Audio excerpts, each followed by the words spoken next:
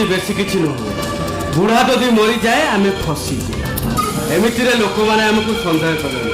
ଆଉ ଏ କଥାଟା ଯଦି ପୋଲିସ ଜାଣିବାକୁ ପାଏ ଏ ସବୁ ସମ୍ପତ୍ତି ବଡ଼ ବଡ଼ ଟ୍ରଷ୍ଟକୁ ଦାନ କରିଦେବ ଆଉ ଆମକୁ ଆରେଷ୍ଟ କରିବ। ମନକୁନ୍ଦ୍ରା ଘର ଚରନ୍ଦା ଅଫିସ ମୁମ୍ବାଇ ବାନ୍ଦ୍ରା ଖାଏ ନିରାମିଷ ଟୋଟାଲ ଆମିଷ ମୋ ଧନ୍ଦା। ଅନକୁନ୍ଦ୍ରାର ସର୍ଟଟା ଏମିତି ସେମିତି ସର୍ଟ ନୁହେଁ ଆଉ ହବାଟା ପୁରା ଫାଇଦା। ଭାଇ ମୋ ବାପା ମୋ ହାତ ମୁଠା ରହିବା ଦରକାର। ମାନେ ମୋ ଉଠ କହିଲେ ଉଠିବା ଦରକାର, ବସ୍ କହିଲେ ବସିବା। ଆଉ ଏ ସବୁ ସମ୍ପତ୍ତି ମୋର ହବା ଦରକାର। ଯୋଉଟା ଭିକାରୀ ହବା ଦରକାର।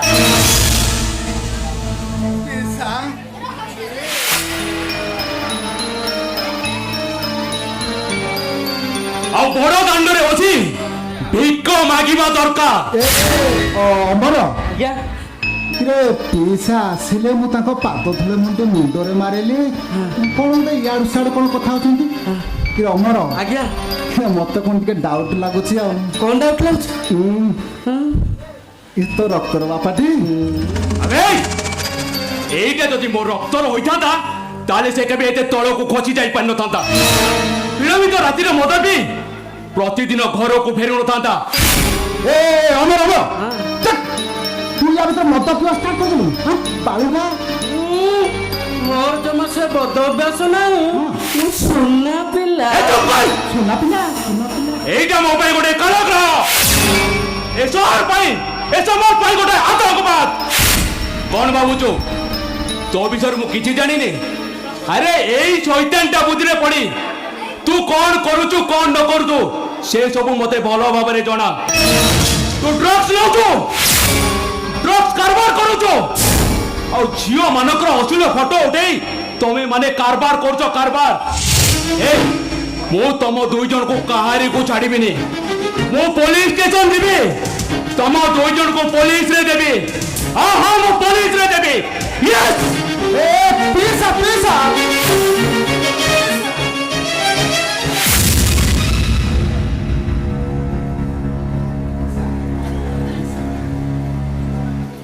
ମନଳ କୁନ୍ଦ୍ରା ଘର ଚରଣ୍ଡା ଅଫିସ ମୁମ୍ବାଇ ବାନ୍ଦ୍ରା ଖାଏ ନିରାମିଷ ଟୋଟାଲ ଆମିଷ ମୋ ଧନ୍ଦା। କେଉ ପିସା ମୁଁ ତ ଦେଖୁଛି ତୁମ ମୋ ବେପାରଟାକୁ କରିଦେବ ପୁରା ମାନ୍ଦା।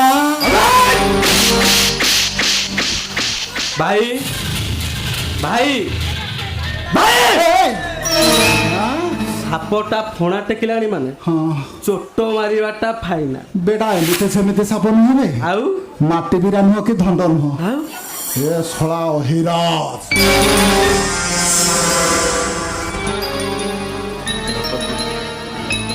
ଏବେ ଏବେ ମୁଁ ପଦ୍ମତୋଳା ବନେଇବି ଆଉ ତୁ ତାକୁ ଧରିବୁ। ଏଥର ପଦ୍ମତୋଳା ଷ୍ଟାର୍ଟ।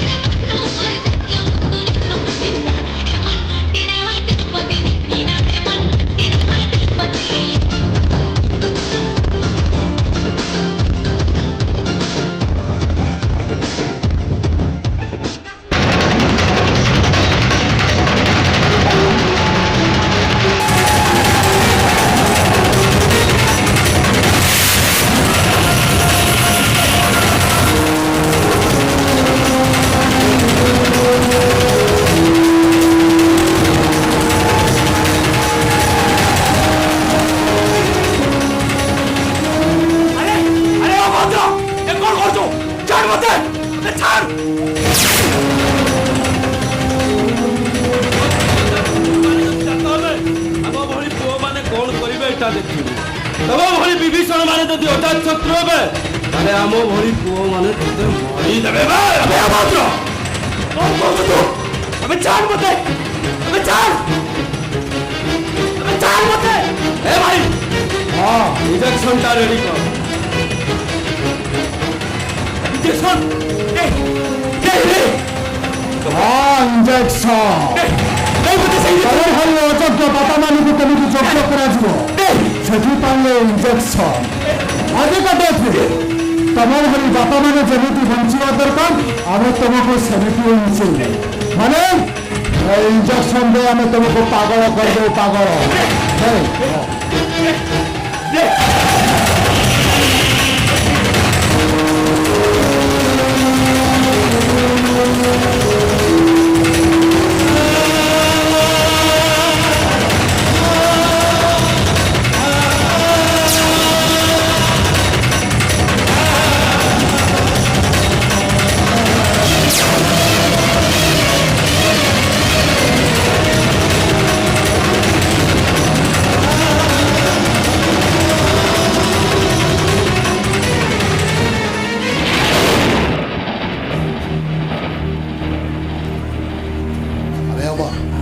ଠିଆଛୁ କ'ଣ ଘୋଡ଼ାକୁ ଧରି ସେ ଘର କ'ଣ ବେଡ୍ ଉପରେ ରଖିଥାଏ ଆମେ ଯଦି କିଛି ପାଟି କରିବ ତାହେଲେ ସେ ଘର କ'ଣ ଭିତରେ କରିବ ତାର ଆବାଜ ଜମା ପଦାକୁ ଆସିବନି ଆରେ ନା ବାପା ବାପା ଉଠ ଉଠ ଖଟରେ ଶୋଇବା ଟିକେ ଶୋଇବା ଚାଲ ଖଟରେ ଶୋଇବା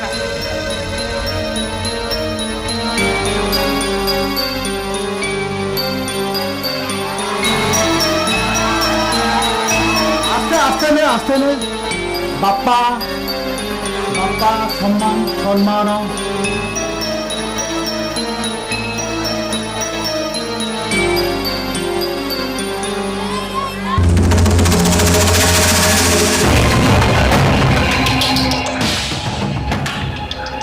ଓ ଅନକୁନ୍ଦ୍ରା হর জলন্দ বেশ মুম্বাই রঞ্জা খায় নিরামিষ টোটাল আমিষ ঠান্ডা আরে ମୁଁ ତ ଭାବୁଥିଲି ବୁଢ଼ାଟା ପୁରା ଚେଙ୍କିନା ହେଲେ ଛୁଆ ବୁଢ଼ାଟା ପୁରା ତାଲିବାନ ବାହାରି ମତେ ତ କିଛି ତ କରିବାକୁ ପଡ଼ିବ ତାହେଲେ ମୁମ୍ବାଇରୁ ପୁରା ଦୁବାଇ କିଛି ତ ଗୋଟେ କରିବାକୁ ପଡ଼ିବ ହଁ କିଛି ତ ଗୋଟେ କରିବାକୁ ପଡ଼ିବ ଆଜ୍ଞା ନମସ୍କାର ନମସ୍କାର ନମସ୍କାର ଆଜ୍ଞା ଯଦି କିଛି ଖରାପ ନ ଭାବିବେ ଟିକେ ଅଶୋକ ବାବୁଙ୍କୁ ଡାକିଦେବେ ହେଲେ ଆପଣ କିଏ ଆଜ୍ଞା ମୋ ନାଁ ହେଉଛି ମୁଁ ପ୍ରୀତିପୁରରୁ ଆସିଛି ଆଜ୍ଞା ଅଶୋକ ବାବୁଙ୍କ ପୁଅ ସହିତ ମୋ ଝିଅର ବାହାଘର ପ୍ରସ୍ତାବ ନେଇ ଆସିଛି ଆଚ୍ଛା ଆଚ୍ଛା ଆଚ୍ଛା ପ୍ରୀତିପୁର ଅଭିରାମ ଆଜ୍ଞା ଆଚ୍ଛା ଆଚ୍ଛା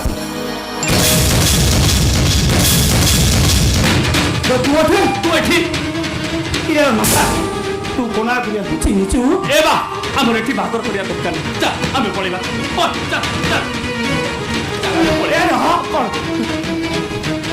କୁଆଡ଼େ ପଳେଇଯିବା କଥା କହୁଛୁ କୁଆଡ଼େ ପଳେଇଯିବା ଆରେ ଏଇ ତୁ ସେ ପିଲା ବିଷୟରେ ଭଲ ଭାବରେ ଜାଣିନୁ ସେ ପିଲା ବହୁତ ଭଲ ପିଲା ସେ ଆମକୁ ଆମ ଘରକୁ ଅନେକ ଥର ଯିବା ଆସିବା କହିଲୁ ହଁ ତୁ ତ ଘର ଦ୍ୱାର ଦେଖିଲୁ ପିଲାଟାକୁ ଦେଖିଦେଲେ ତ ମନ ବୁଝିଯିବନି ମଉସା ଆପଣ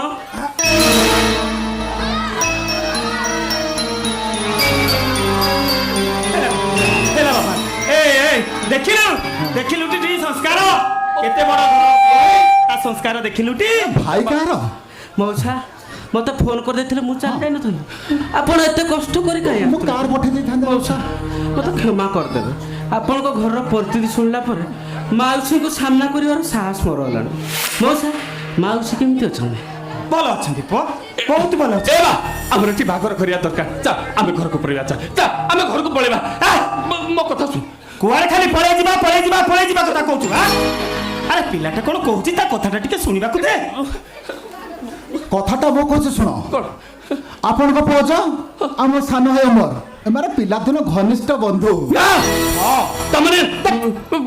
ଶୁଣ ସେ ଆପଣଙ୍କ ଘର ସେଦିନ ଆପଣଙ୍କ ଘର ଯାଇଥିଲା ଆପଣଙ୍କ ଘର ଭିତରେ ଟିକେ ଭଲ ପାଇବା ଅଛି ଭଲ ପାଇବା ଦେଖାଛା ମୁଁ ତ ଭାବୁଛି ତାଙ୍କ ଦିନକୁ ବାହାଘର ହେଇଯିବାଟା ବହୁତ ଭଲ କାରଣ ମୁଁ କହୁଛି ମୋ ଭଉଣୀର ବାହାଘର ଏଠି ହେଇପାରିବନି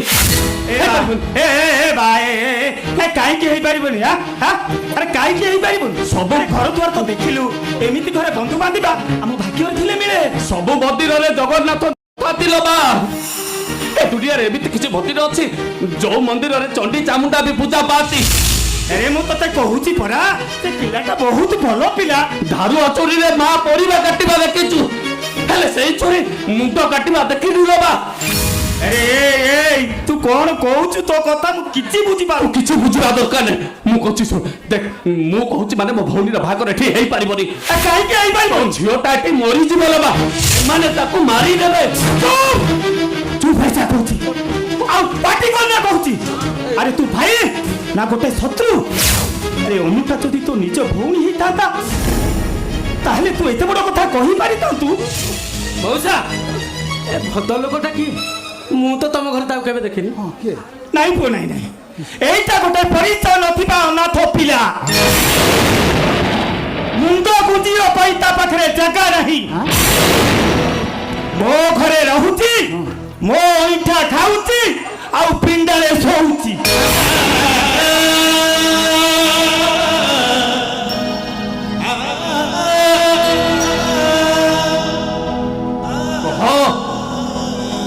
ଚାର କହ କି ବେସାହାରା କହ, ହଇଠା ଖିଆ କହ କି ଅଳିଆ କତାରେ ବଢିଥିବା କୁକୁର କହ, କିଛି କହିବିନି, ମୁଁ କିଛି କହିବିନି ଲୋ ବା। ହେଲେ ମୁଁ କହୁଛି ହେ ଶୈତାନ କୋଠିରେ ମୋ ଭଉଣୀର ବାହାଘର ହେଇପାରିବନି, ହେଇପାରିବନି। আবে নকই নকই তুই বহুত বড় কথা কইতেলু। কোন? হ্যাঁ আবে আলিশান বউগুলাকে তুই শয়তান কথা বলে কইলু। হ্যাঁ আবে তত্তা উপর ঝিও মিলি না কি? আইজি ভাই আইকি তাকে ঝিও পছে পড়ছি। সিধা মানা করতে আমার এটি বাহাঘর হওয়া দরকার নেই। ଆପଣ ଏଥର ଚାଷ କରନ୍ତୁ, ଭାଇ ରାଗୁଛନ୍ତି ଆପଣ। আরে মনা কর। ମଉସା ମୁଁ ଆସୁଛି।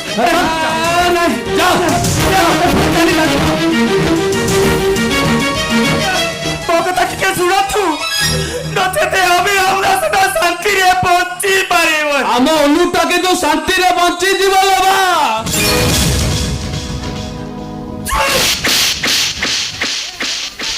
ଆରେ ଏଇଥିପାଇଁ ମୁଁ ତ ସାଙ୍ଗରେ ନେଇ ଆସିଥିଲି ଶୁଭ କାମରେ ବାଧା ଦେବା ପାଇଁ। ନାଇଁ ଆଜି ବୁଝୁଛି, ଆରେ ଆଜି ବୁଝୁଛି ତତେ ମୋ ଘରେ ଜାଗା ଦେଇ ମୁଁ କେତେ ବଡ ଭୁଲ କରିଛି,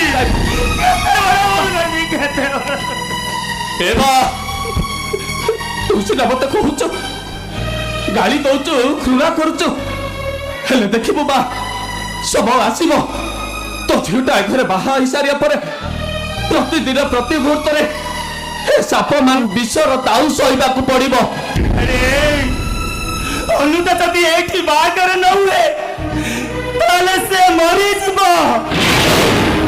ଆଉ ତୁ ଯାହାକୁ ମା ମା ବୁଢୀ ମା ବୋଲି ଡାକୁଛୁ ସେଇଟା ବିଷ ଖାଇଦେବ, ଆଉ ମୁଁ ବି ବିଷ ଖାଇଦେବି। ହେଲେ କାହିଁକି ବା, କାହିଁକି ଏମିତି ହବ?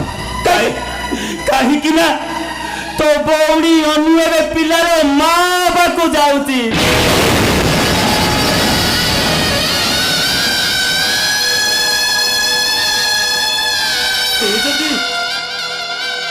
ସେ ଯଦି ବାହାଘର ନ ହୁଏ ତାହେଲେ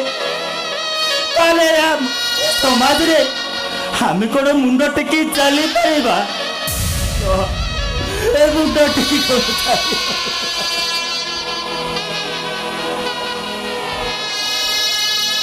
ଏ ବାବୁ ମୋ ଉପରେ ଅଭିମାନ করে ବାହାଘର ଭାଗି ଦେଇ ଚାଲି ଯାଆନ୍ତୁନି ବାବୁ, ଏ ବାହାଘର ଭାଗି ଦେଇ ଚାଲି ଯାଆନ୍ତୁନି। ଏ ବା ମତେ ବିଶ୍ୱାସ କର, ମୁଁ ଜାଣିନଥିଲି ବା ତୁ ତ ଝିଅଟାକୁ ଏତେ ଭଲ ପାଉ ବୋଲି। ଏ ବାବୁ ଏଇ ଦେଖ ମୁଁ ଗାନ ଧରୁଛି, ଚାପୁଡ଼ା ଗାଉଛି, ଆଉ ଯଦି କହିବ ତମ ଘର ଭିତରେ ମୁଁ କାନ ଧରି ଉଠ ବସ ହେବି। ପାସିଗଲା ମୋ ସଂସାର। ନାଇଁ ଲୋ ବା ତୁ ଜମା ବ୍ୟସ୍ତ ହୁଅନି, ତୋତେ ସେଦିନ କହିଥିଲି ଆଜି ବି କହୁଛି, ତୋ ପୁଅଟା ତୋ ପାଖରେ ଥିଲେ ତୁ କେବେ ହାରିଯିବୁନି ଲୋ ବା। ଭଉଣୀର ବାହାଘର ଏଇଠି ହବ, ଦରକାର ପଡ଼ିଲେ ମୁଁ ସେମାନଙ୍କ ଗୋଡ଼ ଧରିବି, ଗୋଇଠା ମାରିଲେ ସହିବି, ହେଲେ ମୁଁ କହୁଛି ମୋ ଭଉଣୀର ବାହାଘର ଏଇଠି ହବ, ମୋ ଅନୁର ବାହାଘର ଏଇଠି ହବ।